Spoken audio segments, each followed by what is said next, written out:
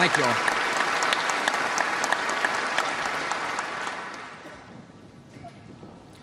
Thank you, Senator. I, too, am really pleased that President Obama and Mrs. Obama have come down to Dallas. I also want to welcome Vice President Mrs. Biden, Mr. Mayor, Chief Brown, elected officials, members of the law enforcement community. Today, the nation grieves, but those of us who love Dallas and call it home have had 5 deaths in the family. Laura and I see members of law enforcement every day. We count them as our friends. And we know, like for every other American, that their courage is our protection and shield.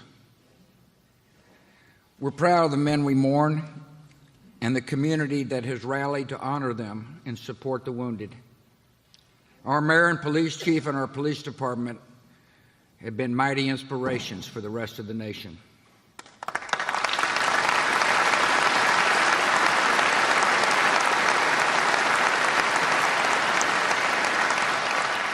These slain officers were the best among us.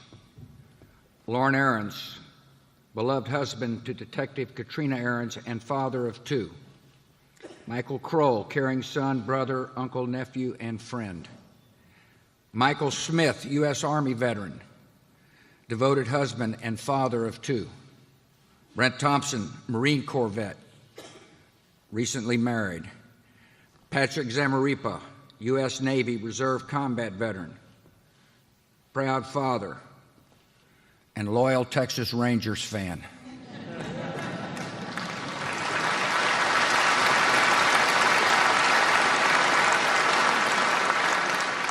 With their deaths, we have lost so much.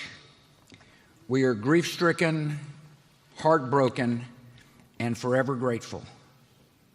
Every officer has accepted a calling that sets them apart.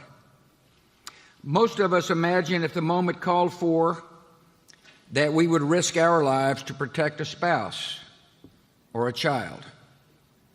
Those wearing the uniform assume that risk for the safety of strangers. They and their families share the unspoken knowledge that each new day can bring new dangers.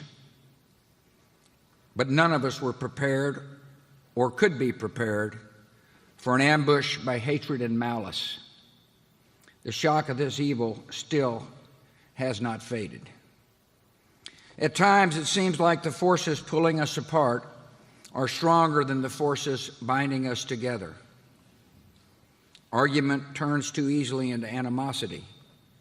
Disagreement escalates too quickly into dehumanization. Too often we judge other groups by their worst examples, while judging ourselves by our best intentions. And this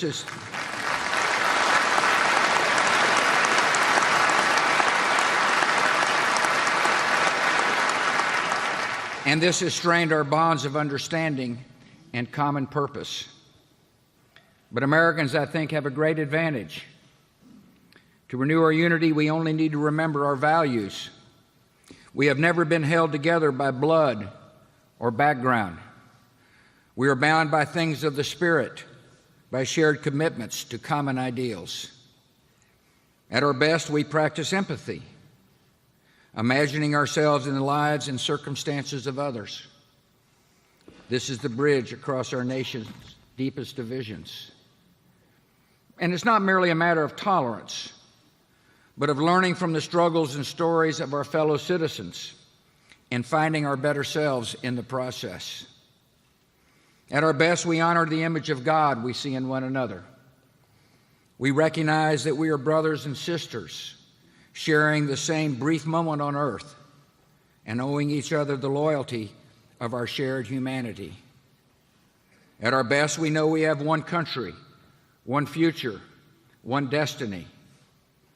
We do not want the unity of grief, nor we want the unity of fear. We want the unity of hope, affection, and high purpose. We know that the kind of just, humane country we want to build that we have seen in our best dreams is made possible when men and women in uniform stand guard. At their best, when they're trained and trusted and accountable, they free us from fear. The Apostle Paul said, "For God gave us a spirit not of fear, but of strength and love and self-control." Those are the best responses to fear in the life of our country. And they're the code of the peace officer. Today, all of us feel a sense of loss, but not equally. I'd like to conclude with the word of the families, the spouses, and especially the children of the fallen. Your loved one time with you was too short. They did not get a chance to properly say goodbye. But they went where duty called. They defended us, even to the end. They finished well. We will not forget what they did for us. Your loss is unfair. We cannot explain it. We can stand beside you and share your grief. And we can pray that God will comfort you with a hope deeper than sorrow and stronger than death. May God bless you.